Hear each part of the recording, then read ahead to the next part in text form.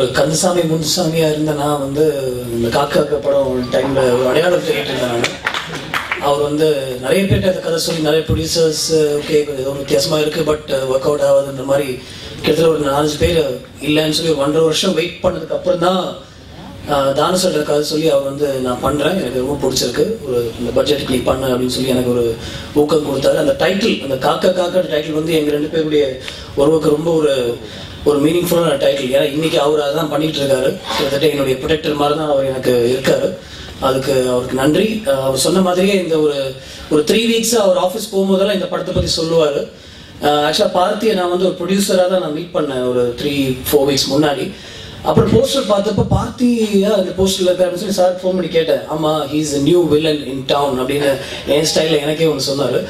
அதனால் இந்த படம் உண்மையிலேயே பார்க்கணும் அப்படின்னு எனக்கு ஒரு ஆர்வமாக இருக்குது. படங்கள் யார் வேணால் பண்ணலாம், ஒரு டீம் சேர்ந்தாங்கன்னா உண்மையிலே ஒரு படம் பண்ணலாம். அப்புறம் நல்ல படங்கள் சில பேரெல்லாம் பண்ண முடியும். செல்லுமணி சார் சொன்ன மாதிரி தானு சாருடைய பேர் போட்டால் கண்டிப்பாக அந்த படத்தில் ஏதோ ஒரு விஷயம் இருக்கும் அப்படின்னு நான் நம்புகிறேன். இந்த படம் பார்க்கணும்னு ஆசையாக இருக்குது.